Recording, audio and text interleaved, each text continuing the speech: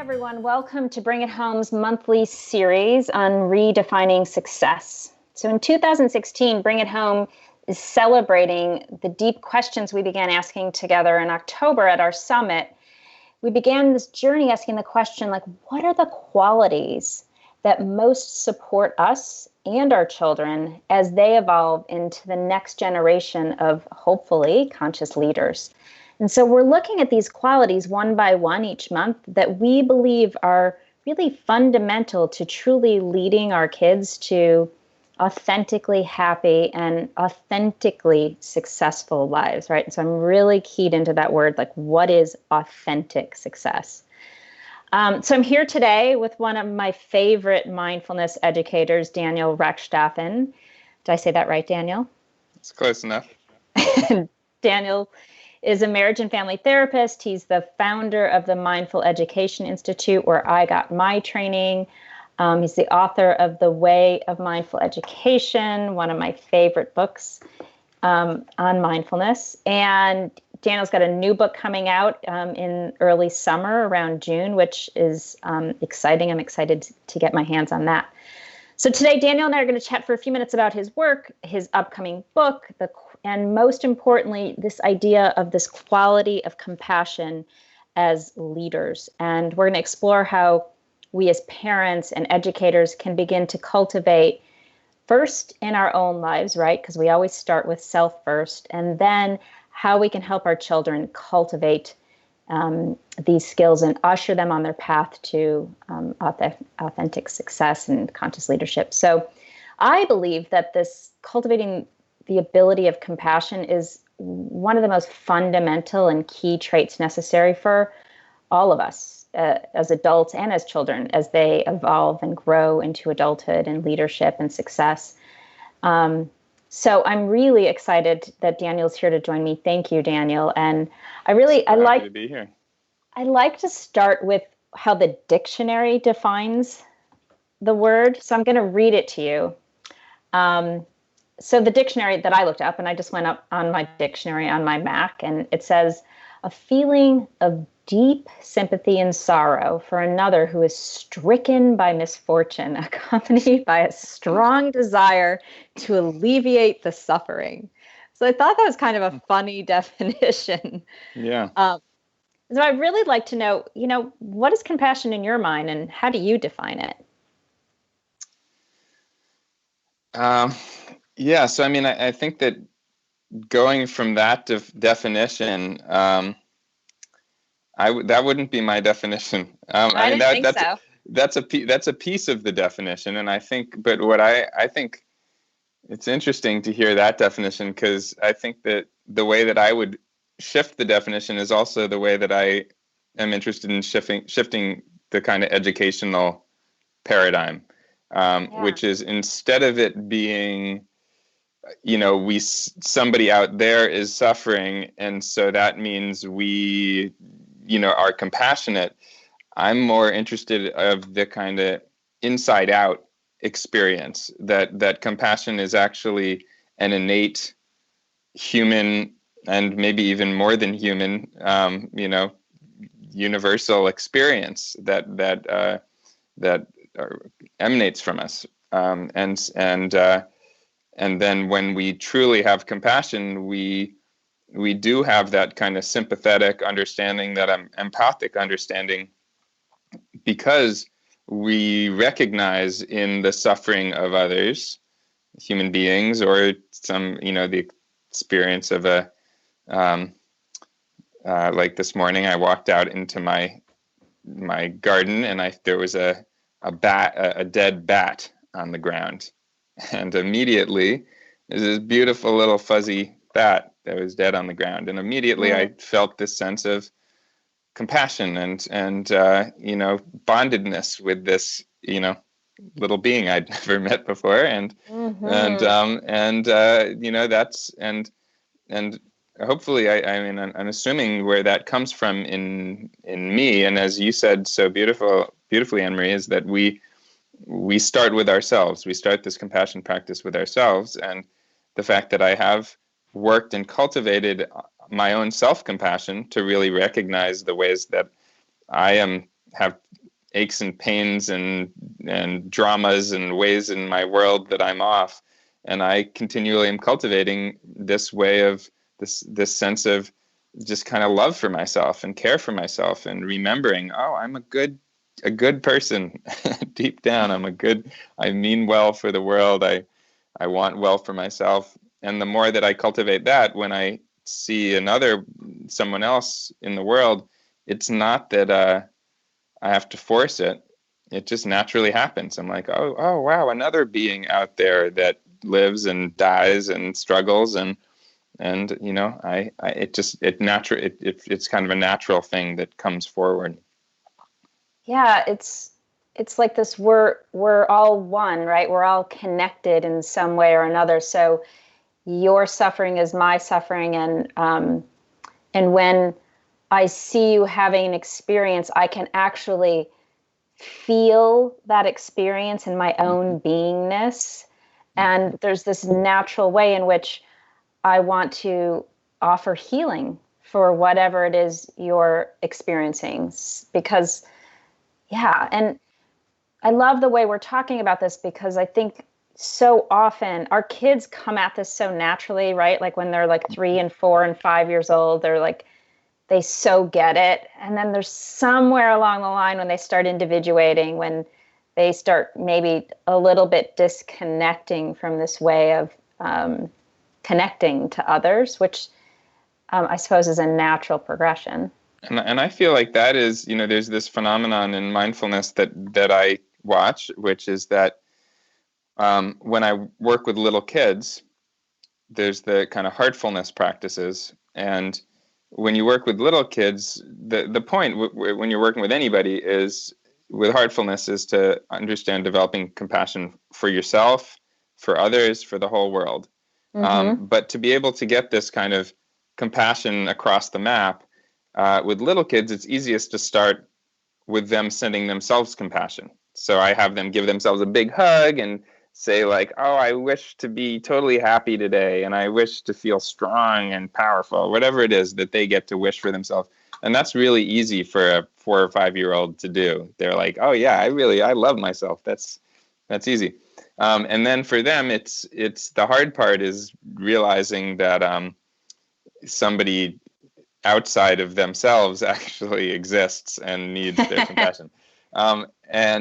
But then it flips, as you're saying. You get up into middle school, high school, and definitely as adults, it's hard. We don't start teaching heartfulness practices by saying to send yourself compassion. We start by telling adults to say, picture somebody you really love. And we need to kind of jumpstart the heart somewhere. And then you get it outside, and then you bring it back in. Because as adults, it's hard to send ourselves self-compassion sometimes. We kind of lose this link of just loving ourselves. And Yes. and I actually think that's one of the key things that we lose, is because if the compassion isn't coming, just kind of overflowing from the inside of like, oh, just being human, we're just inherently, lovable yet filled with folly and making mistakes everywhere and deserving of compassion. And when we feel that for ourselves, then we look at the world with the same sense of care and compassion. But when we lose that inner link, then it becomes what often happens with kids, where we're telling them, you should be nice, you should do this, you should, and then it becomes a kind of conceptual caring rather than what you were talking about of this visceral experience of compassion. Yeah, it's an experience of compassion rather than there's the you should be a certain way versus like being that way. I don't know if that makes sense to everyone, but there's this way that you can act it, but are we fully embodying it from a true sense of inner self? And, I find that I just met a friend over lunch who's a mom. She has 5 kids, crazy life, kids ranging college age to middle school. And we were talking a little bit about being gentle on ourselves as parents, and how, I messed up something this week. I did not register my daughter for her program, after school program. And when she got there, they didn't allow her to participate. And I got triggered and I got upset by it. And, what was really going on for me was internally, I was sort of beating myself up a little bit, like, well, what's wrong with you? And get on top of it. And now she's suffering. And, and there was all these ways in which I was punishing myself. And then I sort of just got with, whoa, relax. Like, you've got this. It's okay, And I realized that the more I'm coming to these practices, the more I realize that I'm so much more generous with others when I'm generous with myself. Yeah. And I can't possibly teach my kids to tie their shoes if I don't know how to tie my own shoes. So how am I going to teach compassion if I don't know how to embody compassion, right? I was just in a school in Philadelphia teaching, and on my way to the airport from San Francisco, where I live, I got in a standstill traffic and missed the plane. And I ended up getting there. It was all fine, but it was an all girls school, and the next morning I was teaching 150 elementary school girls, which was adorable. And I did this practice with them where I said, I'm going to tell you all a story about what happened to me yesterday, and I want you to yell out, take a breath if you see me feeling really stressed out. And I want you to yell out, be nice if you see me feeling getting mean to myself. And so, I'm saying, like, I was driving over the Golden Gate Bridge and the cars were parked and I was stuck there and over the ocean for an hour, and am I gonna miss my plane? And they all, 150 little girls, take a breath. and then I missed my flight, and I'm like, I missed my flight, and I'm so stupid. How could I have done that? And then they're all yelling out, be nice, be nice. And so, but it was such a beautiful, to actually give that example for them to be able to catch themselves, right? Yes. To catch, like, when is it, if they could actually start tracking that in their own minds, when that inner voice starts building, because I don't think kids are born with an inner voice that thinks I'm stupid or I'm ugly or something like that. But when that inner voice starts kind of blossoming in their consciousness, saying, like, oh, maybe you don't have as much as those other kids and there's something wrong with you, to be able to catch it and, oh, hey, be nice, take a breath. Like, let's actually catch those before they become, a forest inside of us. Yeah, or before they take over, which they so do, particularly in those middle school years when we're hearing the voices inside our head and then outside in the environment. And, that self-critic can really beat you up. Yeah. So I like how in your book you speak about how all human beings are born with the seeds of the most beneficial universal qualities, such as compassion and creativity and integrity and wisdom. And this ideal education is to teach in such a way that fosters these qualities. And, in what ways do you think we could do that in education and really in home? Because I feel like we're educating all of us as adults are influencing our children. To me, education is just influence. Like, we're influencing their minds and their spirits. So what are the ways in which you think we can best do that? Yeah, and I think that, there's the two main pieces, first of which is what you're pointing out, which is that, I grew up with two parents who are mindfulness practitioners my whole life, and really amazing, mindful people. But they never taught me mindfulness. They never told me to be mindful.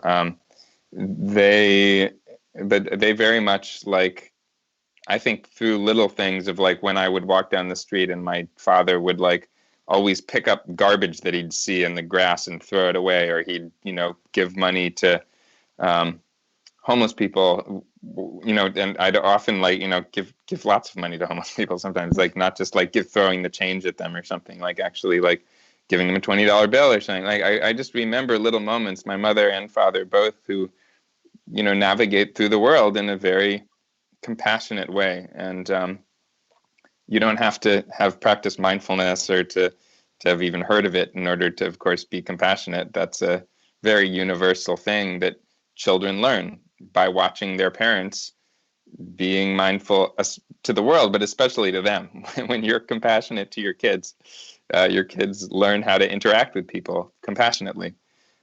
So obviously we start there. Then there are really, great ways of cultivating these seeds, whether they're of compassion or of courage or of happiness or whatever they are. One of the practices that I've been using a lot recently in schools is where I'll work with a bunch of kids and talk about these kind of universal qualities, these universal positive qualities, and talk to kids about, like, okay, which one do you feel like you want to develop more of in your life? Do you feel like you want to be nicer to people? Do you feel like you want to feel like you have more kind of dedication and inner strength or resilience or whatever it is?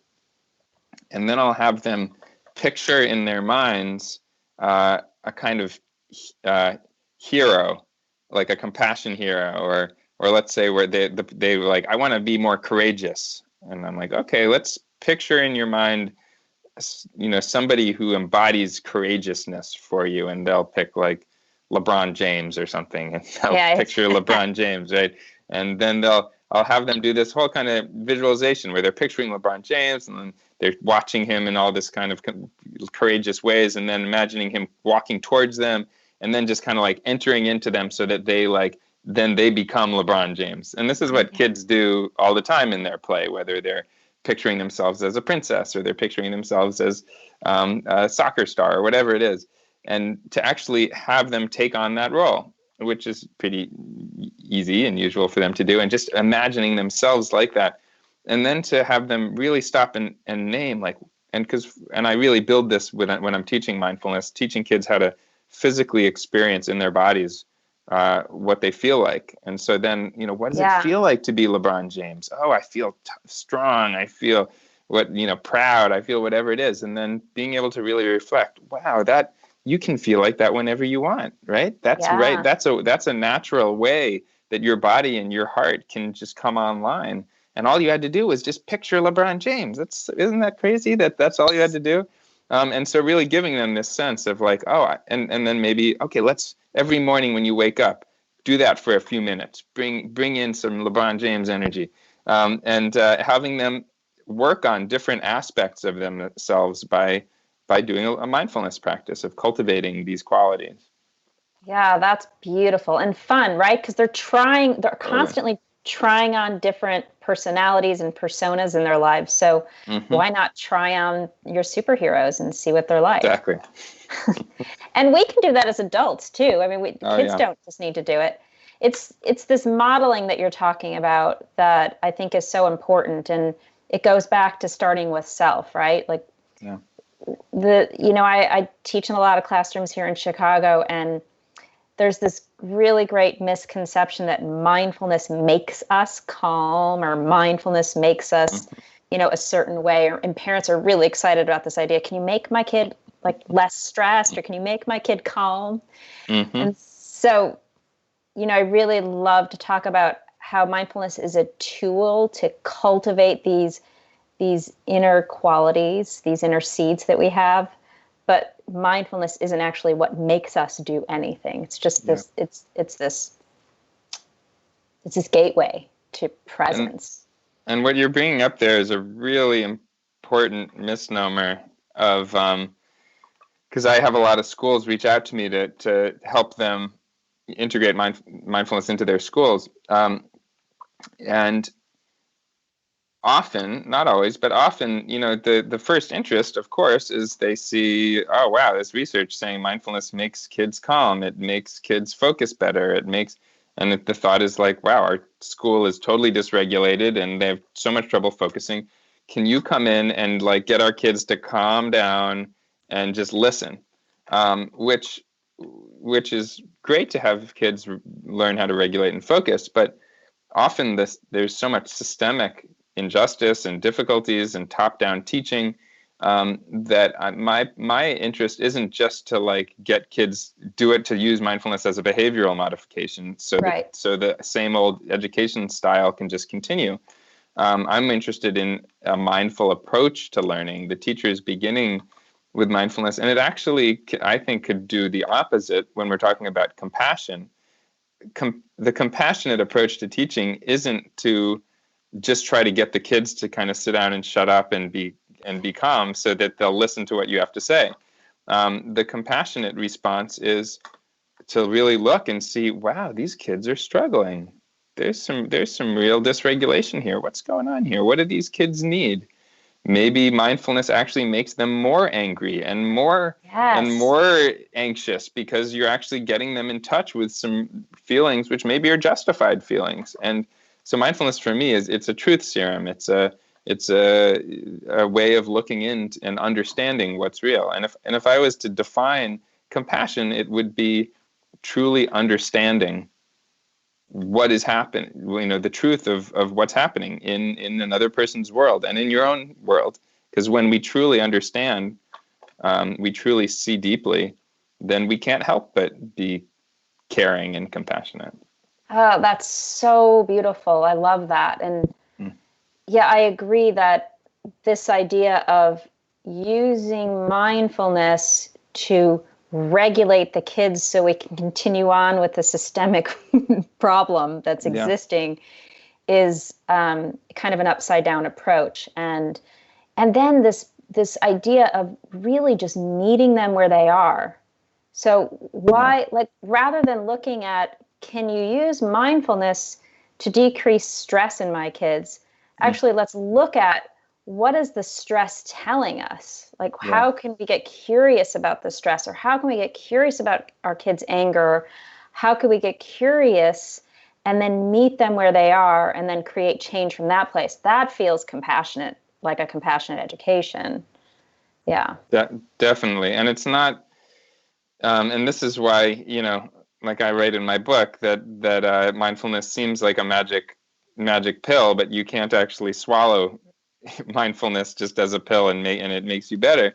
You actually diligently have to sometimes face very vulnerable, insecure feelings, things that we have been maybe pushing away for a long time. So that's why this is not like this quick fix, even though the research looks like, wow, it helps with anxiety and depression and makes people more calm. It fixes everything, genetically. It helps your genetics. It helps you live longer, But it's not, you actually have to look inside, and not just look inside, look into our communities and see, wow, this is the truth of what's happening in our communities. And some of it is really painful to see. And what being mindful means is to actually face it, to not be in denial, to show up fully for the pain in ourselves and the pain in our community, and to really respond consciously.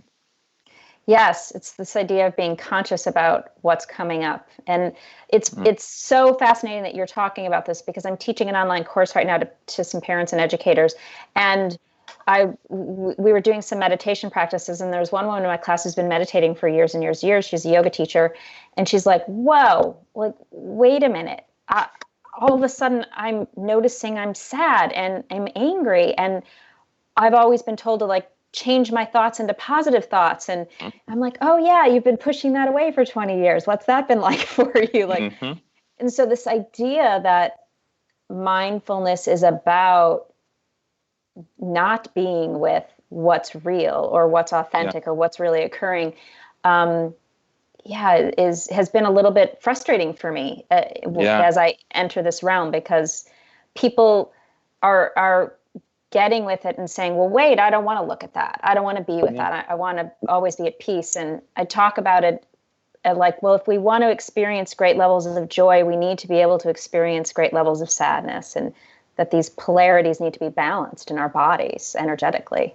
And that's the compassionate, that's where the compassion comes in, right? Is when in a silent mindfulness practice, and even if it's only for 5 minutes, if I'm sitting, just with my own mind, the underlying practice, and if you can say that I was like successful in my practice, the success would not be if I like didn't have any thoughts or if I was happy and whatever. It would be each thing that arises in my consciousness throughout those 5 minutes. How compassionate was I able to be with it, right? So Yeah. joy, a moment of joy. Oh, wow, joy, that feels nice. Okay, I'm present with that.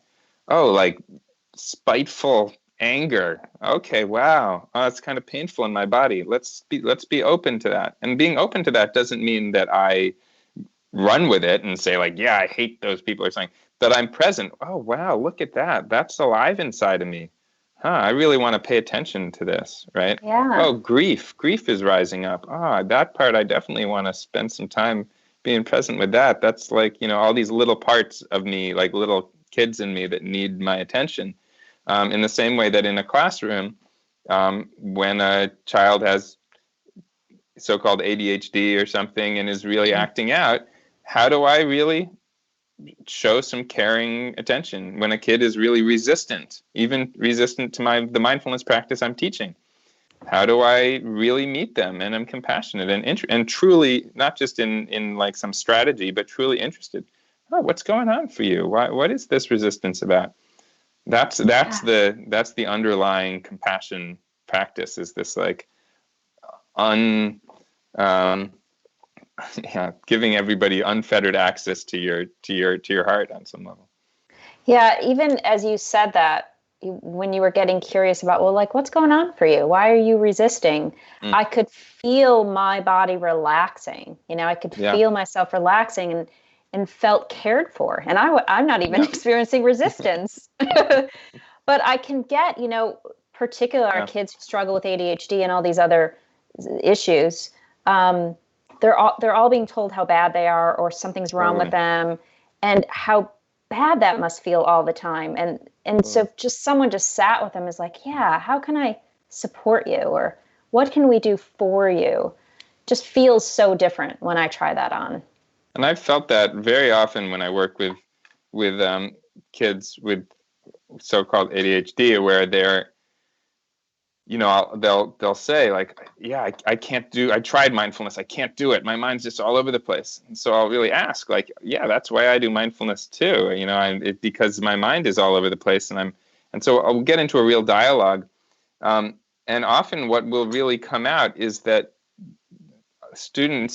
kids have built up, as we were talking about before, these whole constructs of self-critical thinking. And often that critical thoughts come from the outside, whether that's from a parent who says like, you're never going to be good at that. And then we have this inner voice of, I can't do this. Or a teacher who maybe unconsciously, not without ill will, the kid keeps kind of fidgeting and they get frustrated and they're like, just go sit over there. You can't get this, like there's ways that we discredit kids and put them in some, like the second tier class or whatever it is. And then the kid just owns this definition of themselves of, I can't do math. I'm no good at math, or I'm no good. And then they just live under this shadow of this self-critique rather than being with kind of an open, like, let's see who I am. Let's see what wants to happen. Let's see how good I am at this. Yeah. And rather like we celebrating our differences, right? Whatever happened to celebrating our differences. Everyone's not the same. And, I think this whole idea of, we can have a whole talk about ADHD or ADD another time, but it is about celebrating each of us and our unique ways of being in the world and relating to one another. And everyone has a gift. Like there's a gift in us all. So we can keep going on. Our time's almost running out, but we're talking about this compassion. We're talking about students, and I'm exploring this idea of redefining success from a whole different perspective, right? That it's not about going to the greatest college and getting the best job and living in the biggest house and driving the fanciest, nicest cars, right? So like, what is success on this really visceral level, on what is like our each formula for success individually? And I think that it's a challenge. I have a 17-year-old son now who's exploring colleges and finishing high school, and I could see him battling with what the culture is telling him he's supposed to be doing versus maybe what it is he wants to be doing. And so how can you, what do you think of compassion as a leadership skill for our kids and as leaders, really? Because I think we're lacking so much. I mean, just look at Donald Trump. Yeah. What would the world be like if we had more compassion in our leadership? Yeah, and compassion in our leadership. Wouldn't that be nice? And I definitely, it's everywhere, right? It's in our leadership. It's in our preschools. It's less in our preschools, but I feel like the compassion practice needs to go everywhere. And this is why we see mindfulness, at Google and all these businesses, and in doing mindfulness retreats for lawyers and doctors and for leaders. And I'm definitely, the work that I'm doing, the new book that I'm putting out, I've really added a lot where, I have these three parts of mindfulness, which I feel like usually are the aspects of mindfulness that we think of, which is mindfulness of our bodies, relaxation, regulation, mindfulness with our minds, so attention, distraction, awareness of thoughts, mindfulness of our emotions, so both working with dysregulation, but also cultivating happiness and gratitude and all those nice things. And then there's these second two aspects of literacies of mindfulness, which I really do a lot with, which I think we sadly sometimes forget. And these two are social literacy and global or ecological literacy. And so those two are like, once we are compassionate towards ourselves, once we feel all of this love and care and connectedness, and then what do we do with that? And we start opening our eyes and our minds to, as you're saying, diversity.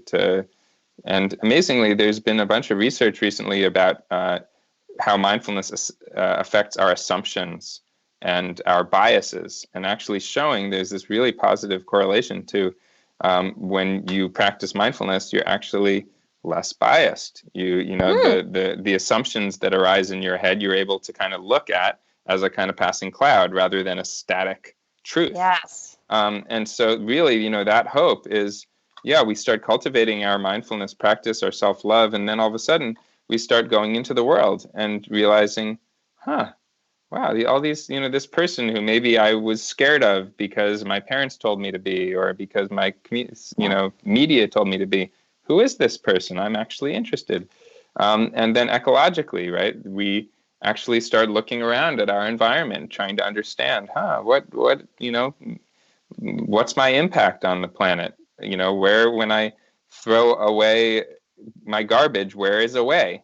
When I take, use my computer, where is the electricity coming from? How am I contributing to things? So really getting this deep mindful, like, instead of just being mindful of myself, which is great, mindful of my breath, let's be mindful of this land that I'm on. Who lived on this land before me? Who, let's understand socioeconomic issues of my neighbors and the world, and how I'm affecting my world. And I feel like it's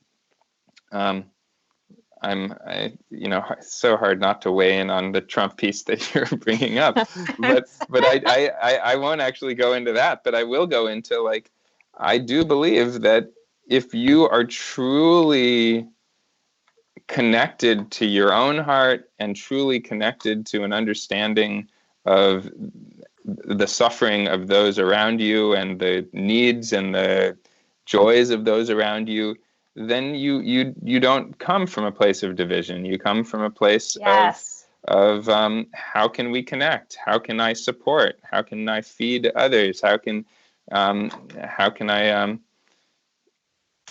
I be a force of good in the world? A force of good in the world, right? That's so well said. And I'm thinking of something funny right now because in our house, we like to watch reality TV. And there's this one show that we watch called Undercover Boss. I don't know if you've heard of it, but it's where these CEOs of large corporations go undercover into their facilities all around the country and connect with their employees. And they try and figure out what's going on operationally. But what always ends up occurring is that they make these really deep connections with the people that work for them. And they're all these large companies, right, where they have hundreds of locations all around the country. So they're very disconnected. And once they start, they're undercover, and they're like cleaning toilets and doing all sorts of things that they wouldn't normally do. What a great show. It's a great show. If I had a television, I'd watch it. You can probably get it on Netflix or something. Yeah. But it always ends, right, with the CEO of this big corporation making a connection with these people who are working, behind the cash register in their stores. And there's just this huge heart opening at the end of the show. And it's really beautiful because they tend to, besides connect, they see their employees in a whole nother way rather than just a number. They're like, wow, I didn't realize you were suffering so much and struggling so much. And here, let me buy you a car to make it easier to get you to work. Or, they make these grand gestures, right? But at the same time, it's this way in which they're really relating. And it's so beautiful. And what happens as a result is these employees become so loyal and so devoted because they have experienced this compassion and this connection, and then they're just grateful, right? So like all this beautiful stuff comes as a result. So, I kind of imagine like what would the world be like if we were all a little bit more like that in our everyday lives? If we actually understood, if we actually took the time to understand. Yeah, what's funny is we watched it last night, and it was Yankee Candle. It was the company Yankee Candle, and the CEO was up in Vermont, and he was interacting with one of his employees, who's a young guy, maybe 25 years old, and of course, this guy had no idea this was the CEO in disguise, but he proceeded to say, oh my God, there's these brats that come to the store, and sometimes I just want to punch him in the face. He's going on and on talking about how irritated he is about his job, right? And so the CEO is sitting here going, oh my gosh, I've got to fire this guy. I can't have a guy like this working for me. And then when they met at the end of the show and he took off his disguise or whatever, what he got with was this guy was suffering because he had so much pain in his family life and he had so much anger. And the CEO started to see him through the behavior. And it was just so beautiful. And he shifted from wanting to fire him to giving him all this extra support and mentoring him. And it was just really beautiful. So that just came up right now. I hadn't even thought about the way that is. So, well, I would love it if you would share one tip for parents and educators this month on how to practice compassion for themselves. And then, I heard you touch on this pay it forward piece, right, with our children. Like, well, we just need to model it. But what's one tip for helping parents and educators practice self-compassion? Practicing self-compassion. One thing that's coming to my mind right now is a piece about how there's these different types of compassion. There's being compassionate to yourself. There's being compassionate to others, and then there's the capacity to receive compassion from others, which is actually maybe the hardest one. Yes, I think that's right. And which is actually really, we need to learn how to do all of them. Again, little kids, it's not hard for little kids to receive compassion. That's actually a really easy one. But maybe that's an important one to do, to learn how to, because there's a kind of a basic self-worth, like realizing your value, that it's okay to be loved. One of the ways that I actually begin my mindfulness practice every morning, and maybe this could be the practice for folks if you practice some mindfulness every day, or if not, maybe try for a few minutes at least. Is when I sit down the first piece that I do is I kind of bring in some images around me of people who I care for, or people who I actually know care about me. And so I kind of surround myself in just kind of visually with my teachers, my grandparents, people who may be alive or past, maybe some kind of heroes of mine, and my loved ones, family. And I just kind of bring to mind people who I know love me, and just kind of imagine them smiling at me and like thinking goodwill towards me, and wishing well for my morning mindfulness practice, that I'd be able to find more, presence and relaxation and insight. And so just to sit for a couple of minutes, just picture bringing in the kind of surrounding yourself. I think that it's often really amazingly beneficial to have a group of people you're sitting with, but if we don't, to be able to bring in, a circle of care, and to know that you're loved, and to work on that practice of knowing that you're loved. I really appreciate that, particularly as a parent, and I think a lot of educators are always giving out and always working on giving. So this idea of receiving is so important and so nurturing. And we need to fill ourselves up so that we can continue to give. It's such an important thing to remember. So I appreciate that. Thank you. Yeah, you're welcome. I hope it's beneficial to all of you. I do too. And I could just talk to you for hours. So I'm so grateful for you being here. Thank you for your presence today. And thank you for everyone who's going to be listening in. I hope you enjoyed my talk with Daniel as much as I did. And I'd love to hear from everyone about how practicing compassion and self-compassion and receiving compassion goes for you this month at home, or at school, in your classroom, or just anywhere you are in your days and your moments. Join me on Facebook, at Twitter, at Bring It Home, where you can converse with one another about how the practice is going for you. And if you'd like to learn more about Daniel, where can people find you?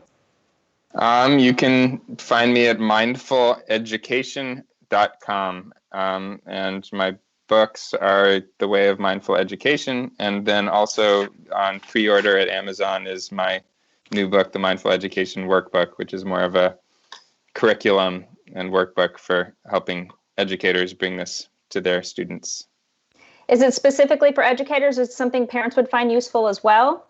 I'm sure that parents would find it useful, and therapists would find it useful. It's just kind of chock full of mindfulness for the adult, and then how to bring it to youth. But it is definitely particularly focused towards educators. Educators, awesome. Oh, I'm excited about getting it. Can't wait for that.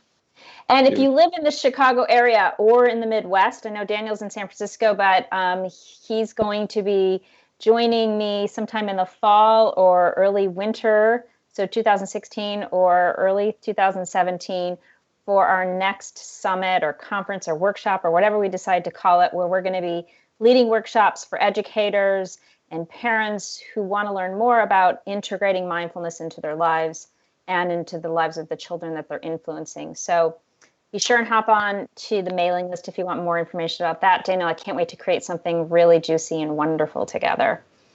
Okay, thank you so much.